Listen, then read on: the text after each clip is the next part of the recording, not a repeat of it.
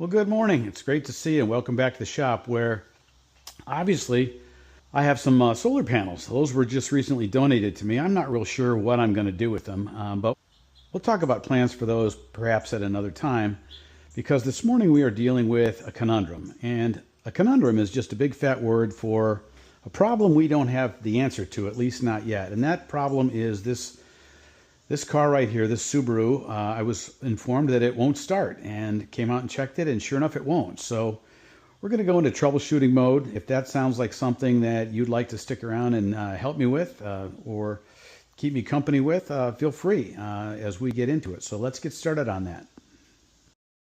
Well, let's give this a shot, see what we've got going on here. Well, we've got power, and look at that, 2018 Subaru Impreza with all of 18,254 miles on it. Check engine light. Let's give it a crank here and see what we get. Huh. You know, that sounds like a battery that needs to be... We'll wait for that to stop dinging. Pull the key out. Maybe that'll help. That sounds like a battery that's gone bad. I'll put a charge on that battery. I'm going to open up the hood and make sure we've got good contact at least. And then we'll try to put a charge on that battery, see if that helps at all. And we'll go from there.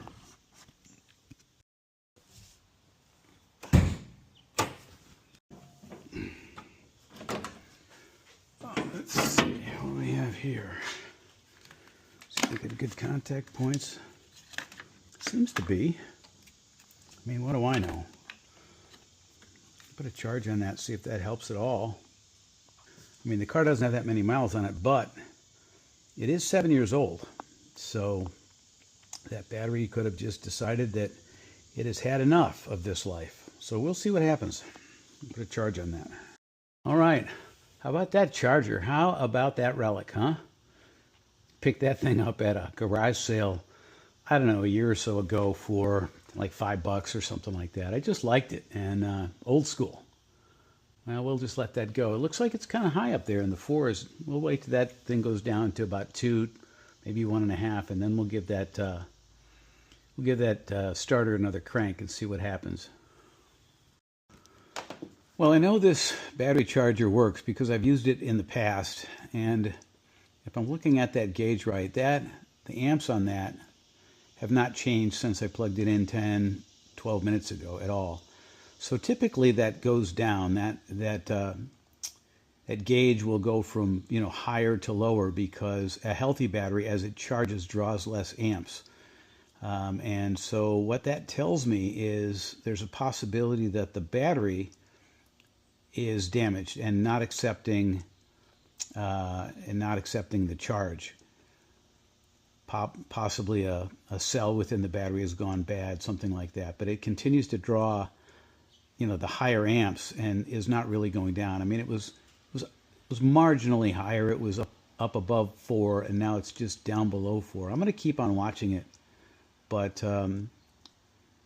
something's changed. Obviously, from yesterday or the day before or last week, it was working just fine. So we'll keep an eye on it, but I'm going to let this charge for another 30, 40 minutes and see what happens. Wow, that's really interesting because literally in the last minute since I took that last bit of footage, this has dropped from right around 4 to just about 2, and that's really what a battery should be doing. So that's just interesting. I'm curious as to why that is. I'm concerned perhaps that maybe there's a parasitic draw, meaning there's a short or something somewhere else that was drawing energy from the charger that is no longer shorting or drawing that energy. I was starting to think about what I would do next, and that would obviously, to rule that out, is to take this battery out of the car, disconnect it from the car, and just charge directly to the battery, not having it connected to anything else, and see if it charged. But it's all of a sudden starting to charge pretty nicely. This is what I expected when I first plugged it in, was that it would start high around 4 or 5 amps, and then would slowly move its way down towards 0. Obviously, it's always going to draw some amps, but as the battery charged, it would be drawing less and less of a charge, and that's what's happening now. So I guess that's good news. I guess we'll see. All right, that meter is down to about 1.5. So I'm not saying the battery is fully charged, but it's certainly adequately charged and should be able to start the car without a problem. I'm going to unplug this and start the car up, and I'm just going to let it run. I'm going to turn the air conditioning on, everything else that draws power, and I'm going to let it run for a while, see if this battery holds a charge, and evaluate after I see how that affects the battery. All right, let's see what happens here. We'll hit the starter. Yeah. Starts right up.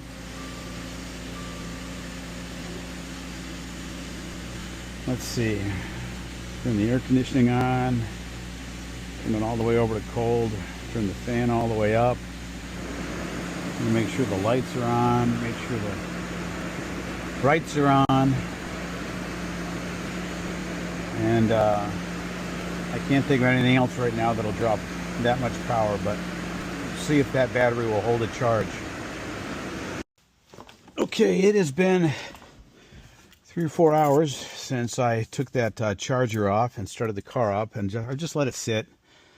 And I'm going to start it up again, see if there's any hint that it's still having a problem, just to see if the battery is discharging.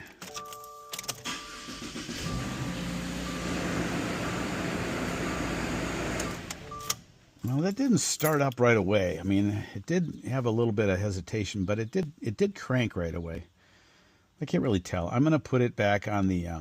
Actually, you know what I'm going to do is I am going to get my multimeter out and test the battery with the car off. And the battery should be something around 12 volts. And then if that checks out, then I'm going to check the battery with the car running. And it should be a little bit more, maybe 13 or 14 volts, because it'll have, if the alternator is working, it'll have the alternator adding some charge to the battery.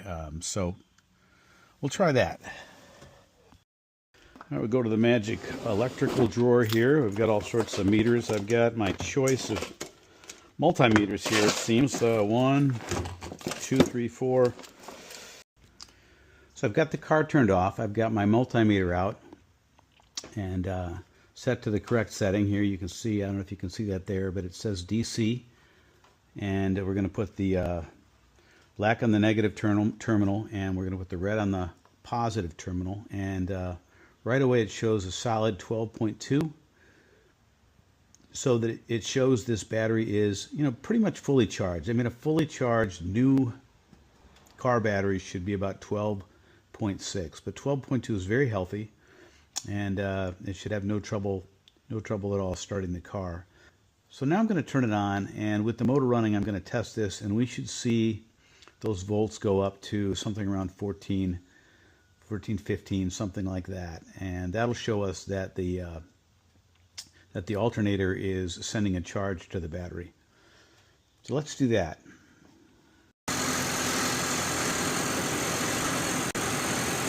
So now with the car running and the alternator supplying a charge to the battery, you can see that the reading in the battery is now over 14.18, and that's what it's supposed to be. It should be a couple of volts higher than it would be if it was just the battery. The battery should be around 12. Now the alternator is adding some voltage, so I know, or at least I'm confident enough to say that I believe that the alternator is fine. It is charging and sending a charge to the battery. The question is whether the battery is holding a charge. Although the ignition isn't on, the door is open, the key is in the ignition, which keeps the front lights on, and you can see the voltage dropping on the battery, now down around 12.5, 12.4, 12.3, 12.2, 12.1. And, obviously it's drawing power, but it's drawing power very, very quickly. And I'm not sure that it should be drawing power that quickly. So I've left the car out here. It's been a while, and I just put the meter back on it, and we're down to 11.83 volts. So clearly this battery is not holding a charge. It is now down below 12. and you can hear it when you insert the key. The fan doesn't really even run anymore. So I think it's safe to say that the battery is the issue here. We've turned the car on. We can demonstrate that once we charge the battery will take a temporary charge and enough to get it started. And when it does get started, we can test it and we can see that the additional voltage from the alternator is coming in. So we know that it's not the alternator. My guess is that the battery just has gotten old and one or two cells in the battery has gone bad, and it's time to replace that battery. So I'm going to head up to the auto parts store, pick one up, and we can put one in here, and then we can test it and see how it works. But I'm pretty sure that that's what the issue is. All right, we are back from the auto parts store. Actually, it is later in the day. I got wrapped up in some other stuff, and I'm just now getting back to this little conundrum here that we've got going. And we've got a new battery. $179 later, so we're ready to put that in, and let's get going with that, and then we'll test that and make sure that that's working fine. So obviously the first thing we need to do is get this old battery out and then reinstall the new one. All right, we've got the old battery out. We've got the new battery installed here. We put a little grease around the terminals where they give us this anti-corroding gel to put around there. I guess that helps. But we've taken care of that. I'll put it on the old meter here and see what we get. Try to find some place where it doesn't have a glare. And you can read that real good. So again, on the negative, the black on the negative and the red on the positive. And we're right at 12.53. With the engine off, 12.53, 12.52, right where we need to be.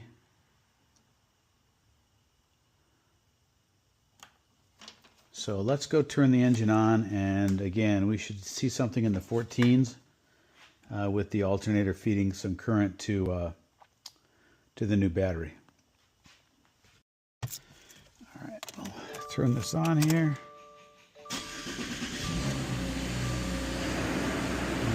Go. I'm gonna lower the fan.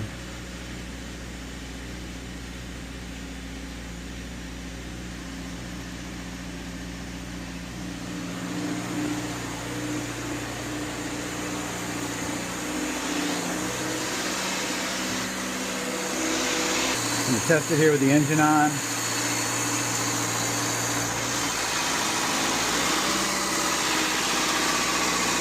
See that without the glare.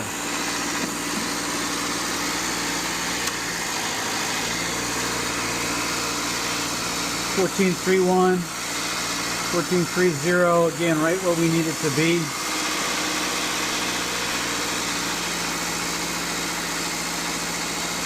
Nice and steady. Now we're going to turn the car off and check it again in a few minutes. All right, friends, I think we're going to button this up, call this a success. Sorry that it took so long and the explanations might have been a little lengthy, but I just want to go through the steps in the process of elimination of trying to figure out, why a car doesn't start. It wasn't a fuel issue. It was clearly an electrical issue. You start with the battery and you kind of work your way backwards from there. So the point was just to give you some kind of an idea of what to look for or questions to ask. You don't necessarily need to do all this yourself. I mean, if you can get the car running, you can run it up to pretty much any auto parts store. I picked this battery up at O'Reilly's, but you can go to AutoZone. You can go to any number of different auto parts store, and they'll test that stuff for you for free. They'll test your battery. They'll test your alternator. They'll let you know if there's a relay that's wrong, and they do that for free. So you don't necessarily have to get under here. You don't have to have the multimeters or understand how that works.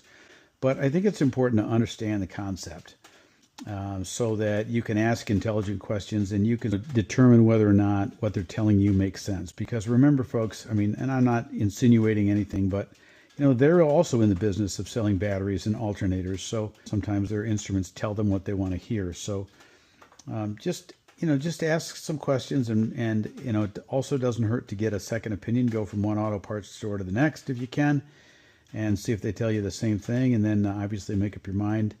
Get the new parts that you need, and in this case, you can do a simple swap out with a battery, and you're on your way. So anyhow, friends, thanks for sticking with me through this process. I hope you found it entertaining. I hope you found it informative. Certainly, if this is the kind of content that you like, subscribe. Leave a comment with questions or just observations. I'd be happy to answer them if I could. And give us a like. I appreciate your continued support, and we will see you in the next one.